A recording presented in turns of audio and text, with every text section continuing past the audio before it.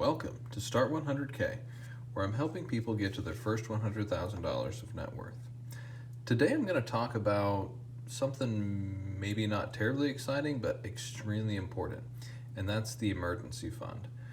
A lot of people nowadays, I keep hearing this, few different podcasts and different articles that I've seen talking about maybe invest some of your emergency fund, or maybe you don't have an emergency fund because you have easy access to leverage, a HELOC, or even there's a lot of different mechanisms out there now that you can actually borrow against your 401k or your Roth IRA.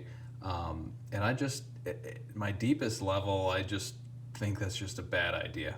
And I think they're kind of just missing the point, at least in my opinion, of what an emergency fund really allows you to do. So,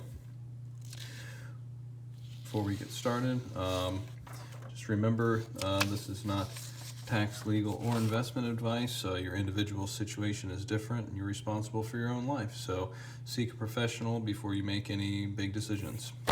And please share, comment, subscribe, especially the comment. I like hearing from people, and if you have a question or something that I can help with, I really like to help people. That's the whole reason why I'm doing this. So without further ado, let's get back into it. All right, so life, emergency fund, stuff happens, right? So that's why we need our emergency fund. Come in, bring stuff back together. So yeah, it's not that simple, but it's nice to have that there.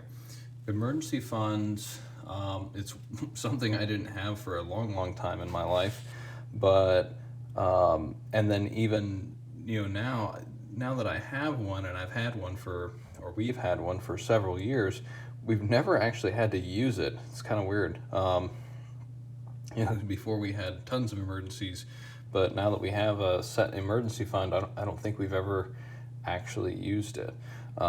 But here's the thing. It has had a really good intangible benefit of giving us space to make the right decisions.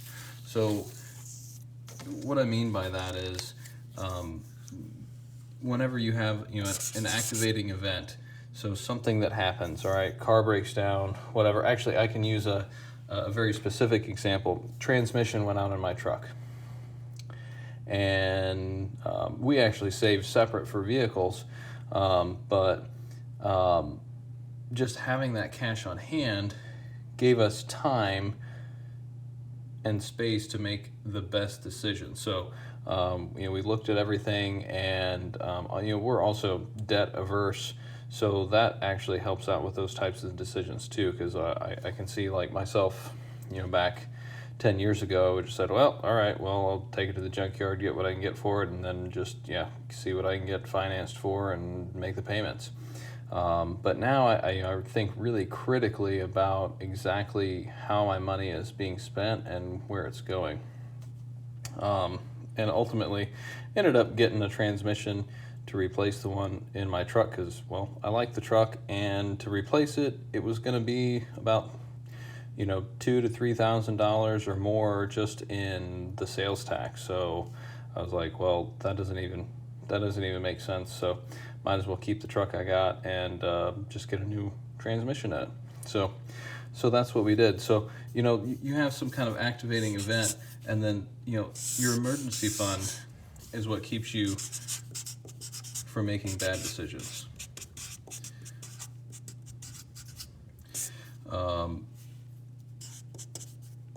So I think that's really important, just to have that and sit back and really think about what you want to spend your money on, and you don't have quite that emergent need.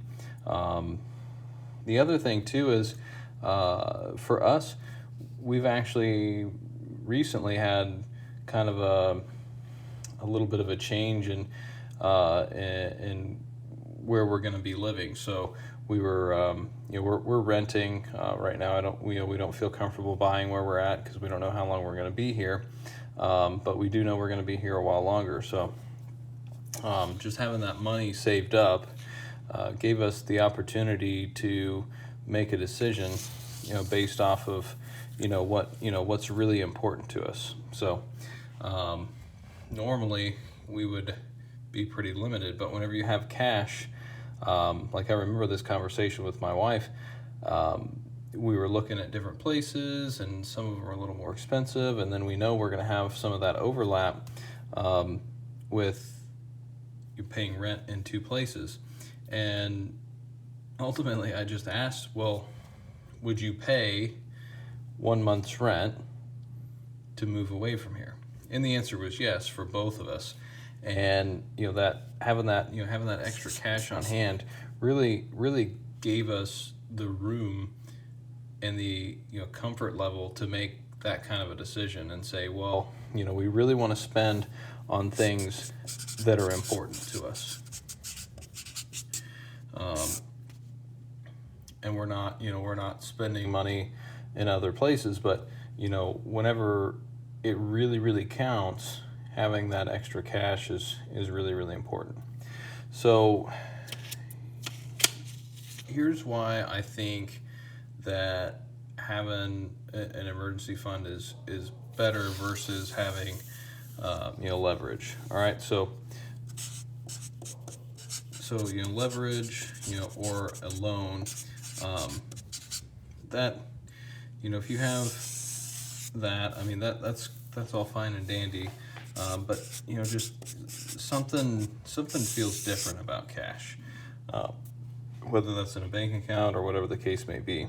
The other thing too is that I don't know how many other people are also thinking about, well, I'll just get a loan if I need it. I'll just refinance my home. I'll get get a HELOC or have a HELOC, or I'll borrow against my 401k, all those kinds of things. But at the end of the day, you're still going to spend more money doing this than this, at that moment. Now, what people get into is they say, well, I know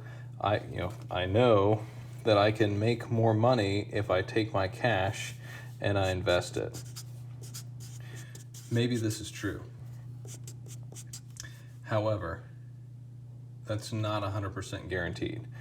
And I can guarantee you, people that were having their homes foreclosed and things like that, back in the financial crisis, whenever, or the .com boom, all that, they would have really loved to have some cash, not a loan. A loan is probably the last thing that you really want to have. Now, if you're financially independent and you have already have a ton of cash laying around, okay, but at the end of the day, having some type of secure cash flow is really important.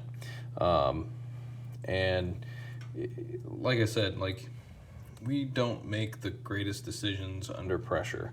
And I mean, some people might say, yeah, I make great decisions under pressure. Well, yeah, maybe, but you probably make better decisions when you don't have that pressure on you. So, at the end of the day, cash is a fairly small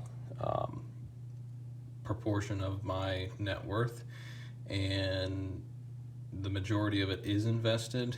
However, just having a even if it's just a month or two of your expenses in an emergency fund, it really does give you peace of mind and gives you some extra flexibility that you might not have.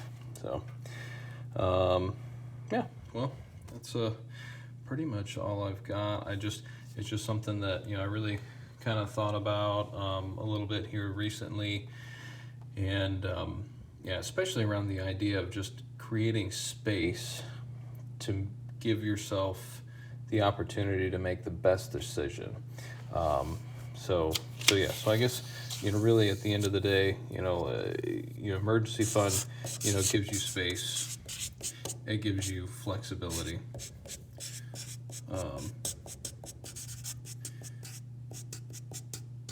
and it gives you security. So it's kind of nice. I mean, for me, it doesn't matter as much, but for my wife, it's, you know, that piece is really important. She likes to, you know, that we have money.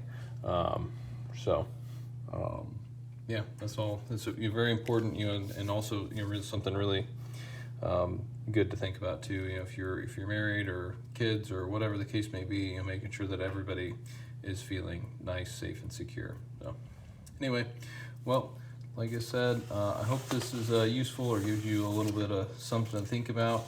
You know, please comment with your thoughts on this. You know, see if anybody's using a little, you know, some type of leverage as an emergency fund, or, you know, just use plain old cash. But either way, thanks again. Don't forget to share, comment, and subscribe. Have a great day.